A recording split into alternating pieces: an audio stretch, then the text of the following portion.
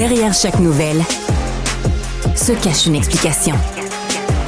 Aviser, mesurer, renseigner. Engagé sur les enjeux de société, il réfléchit aux solutions. Alexandre Morin-Villouellette. Bonjour et bienvenue à cet épisode à Cube. Ça brasse ce matin, ça brasse depuis hier, sa politique internationale, sa politique américaine.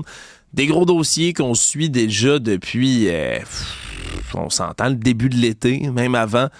La campagne présidentielle, c'est une montagne russe d'émotions. Puis là, on a eu finalement le choix du colistier de Kamala Harris. C'est drôle d'ailleurs, c'est tombé quelques instants hier après l'enregistrement en direct de notre épisode. C'est Tim Walz, le gouverneur du Minnesota, qui a été choisi par Mme Harris pour venir compléter ce qu'on appelle le ticket, hein, le fameux billet sur lequel il est écrit les deux noms des candidats qu'on va retrouver partout ces affiches à la grandeur du pays. Ben, c'est Tim Walz qui vient le compléter, donc ça va être Harris, Walz, c'est ça le ticket. C'est qui, lui, Monsieur Tim Walz? Ben, c'est un homme blanc, 60 ans, qui vient du Midwest américain. Donc, on est vraiment dans la balance, hein? Parce que c'est ce qu'on essaie d'avoir dans les tickets aux États-Unis, d'avoir une espèce de balance, de complémentarité entre la personne qui était la candidate pour la présidence, dans ce cas-ci, Mme Harris, et la personne à la vice-présidence, ici Tim Walz. Si Mme Harris, elle, est une femme noire, vient de Californie, considérée comme très progressiste, c'est du côté des républicains, on la décrit comme littéralement une communiste, là, ni plus ni moins, une femme d'extrême gauche qui va ruiner le pays. Je rappelle, c'est ce que la plupart des républicains disent. Mais d'un autre côté, on a donc Tim Walz qui est beaucoup plus modéré, un homme du centre des États-Unis, un homme du Midwest qui est capable d'aller parler, lui, là, vraiment à la classe plus ouvrière, à la classe plus agricole là, des États-Unis. Des gens qui ont voté massivement pour Barack Obama en 2008, mais qui ont aussi voté pour Donald Trump par la suite, là, en grande majorité, quand c'est lui qui s'est présenté là, à la suite là, de tout ça. C'est spécial. C'est spécial quand même parce que non seulement on vient compléter un billet qui est en lui-même, qui était déjà très progressiste, mais on va essayer d'aller grappiller les quelques votes là, supplémentaires qui pourraient permettre de gagner. Moi, je vous avoue, Tim Walz, c'est pas quelqu'un que j'avais sur mon bingo, sauf depuis 2 semaines. Depuis 2 semaines, c'est spécial. Ça vient vraiment dans l'air du temps de 2024. Mais Tim Walz est devenu viral. C'est lui qui a commencé à faire des extraits un peu partout, là, sur tous les plateaux de tournage, en disant « They're weird ». Ils sont bizarres, en parlant de Donald Trump et de J.D. Vance.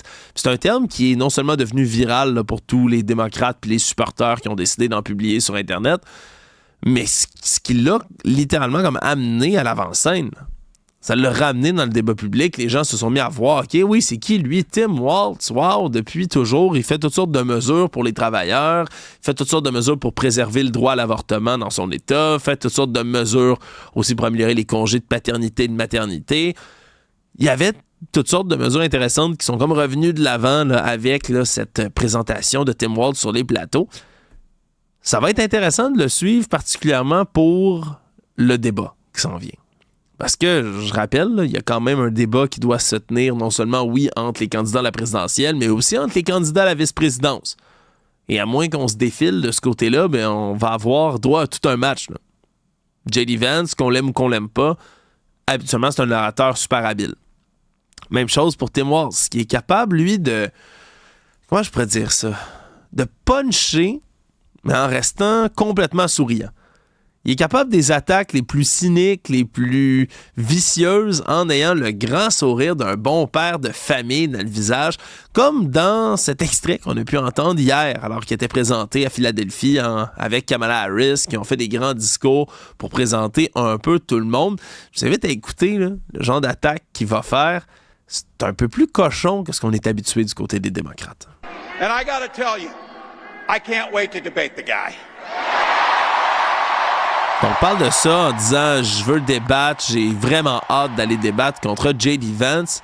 Et il finit par ajouter, là, après les acclamations de la foule, quelques instants plus tard...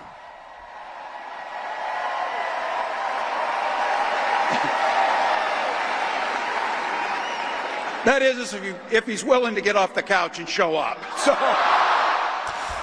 Si je vais être très heureux, j'ai hâte de débattre contre ce gars-là, acclamation de la foule, si seulement il décide de se lever du divan puis de le faire. Là, ça peut sembler super anodin pour ceux qui n'ont pas suivi, mais les blagues de divan, c'est une espèce de fausse nouvelle qui a circulé depuis un moment, qui était tirée supposément du livre de J.D. Vance, qui était en soi pas complètement vrai. On a comme déformé la vérité. Il y aurait supposément, je rappelle, c'est pas vrai, essayé de mettre son engin, son organe, son pénis, je vais le dire comme ça gentiment, dans un divan.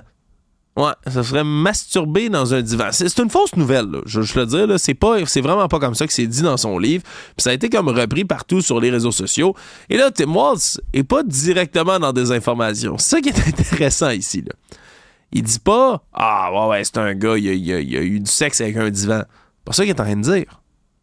Mais il fait quand même référence à tout ça. Fait référence au divan en riant, gros sourire dans le visage, en disant « Ah, si seulement il se lève de son divan. » C'est un peu plus le genre d'attaque auquel on est habitué du côté des républicains. Là, c'est fait intelligemment, c'est moins direct, agressif.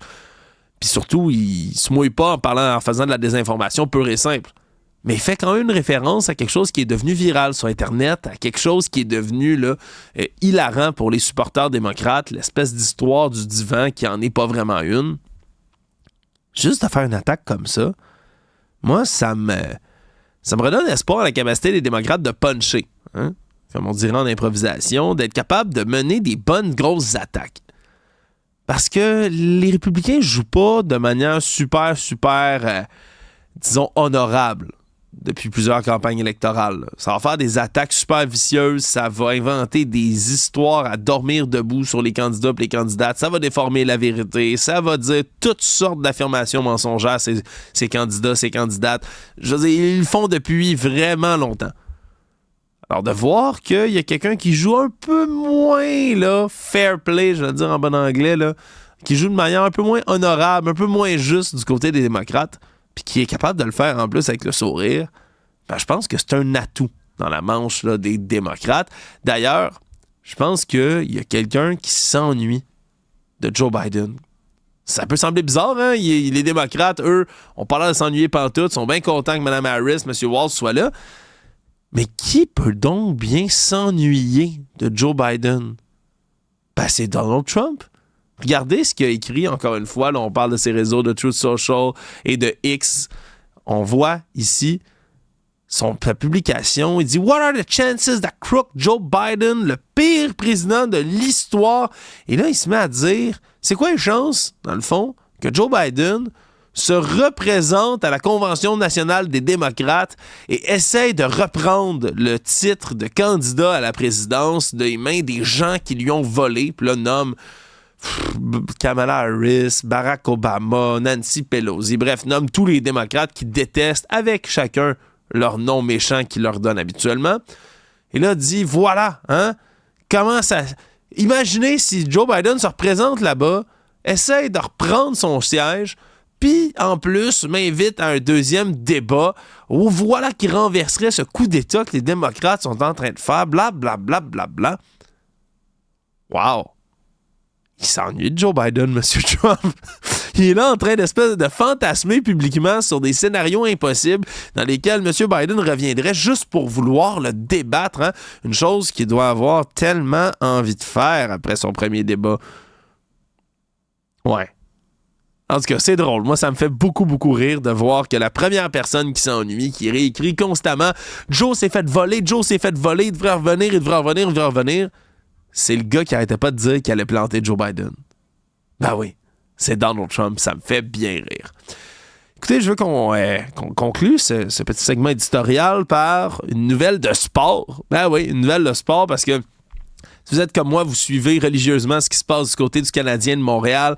Kent Hughes et Jeff Gorton qui sont en train de nous cuisiner une très bonne équipe, j'ai l'impression, ou du moins là, de nous prévoir, de nous planifier un alignement de départ qui risque d'être quand même un peu plus compétitif que dans les dernières saisons, puis nous enligner vraiment sur la bonne voie pour être capable de faire les séries puis de ramasser des bons joueurs très, très bientôt. Bon, c'est pas encore fait, les éternels optimistes comme moi, là, ceux qui me connaissent puis qui m'ont déjà entendu parler de sport, que ce soit avec Jean-François Barry ici à Cube ou autre, ben vous savez que je suis un peu fou.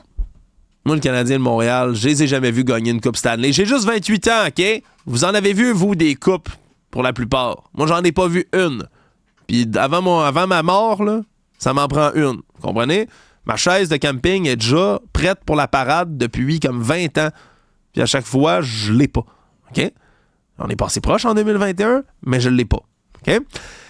Alors, pour les iractibles, les irréductibles comme moi, les irascibles plutôt, c'est ce que je voulais dire, ben on supporte le Canadien, peu importe, à vie à mort.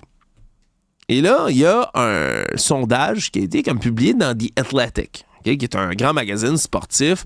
Et là, eux font leurs prédictions pour chaque équipe, là, montrent à quel point eux sont confiants qu'il y a une bonne équipe, sont confiants que l'équipe est sur la bonne voie, etc., etc. Puis ils comparent leurs notes qu'ils donnent, c'est comme un bulletin, là, A, B, C, D, E, F.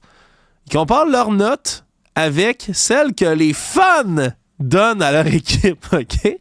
Je vous invite, ceux qui sont en visuel, à regarder avec nous. C'est drôle parce que c'est du B, C+, un A- dans le développement, là, puis dans le repêchage pour le Canadien qui est donné par l'équipe de rédaction du magazine The Athletic, qui, eux, là, donnent une espèce de note de confiance de 60 quelques %. Pour les fans, là, il y a un B- dans la colonne. Tout le reste, c'est des A puis des A-. J'ai l'impression que c'est moi qui ai voté pour ce sondage-là. Non, c'est très, très drôle. Ça montre, voilà, que la cote de confiance des fans du Canadien de Montréal est super élevée. Puis ça, après des années de misère à nous dire qu'on n'avait jamais un marqueur de 50 buts, qu'on n'avait jamais un marqueur de 100 points, avec une équipe famélique, une défensive qui était bonne, un gardien de but en Carey Price qui était un dieu devant le filet, mais ça donnait jamais rien de bon. Ben là, on peut enfin se réjouir. Si même l'équipe, selon l'équipe de rédaction des Athletics, n'est pas si bonne que ça, ben les fans, eux, sont confiants. Puis au final, qu'est-ce qu'il y a de plus important que de plaire aux fans? Pas grand-chose. J'ai hâte que la saison de hockey recommence, je vous avoue. Je sais qu'il y a les Olympiques en ce moment, je sais qu'il y a du beau sport, mais mon sport préféré, c'est le hockey. Puis j'ai hâte de revoir le bleu, blanc, rouge en action. Bienvenue à Cube.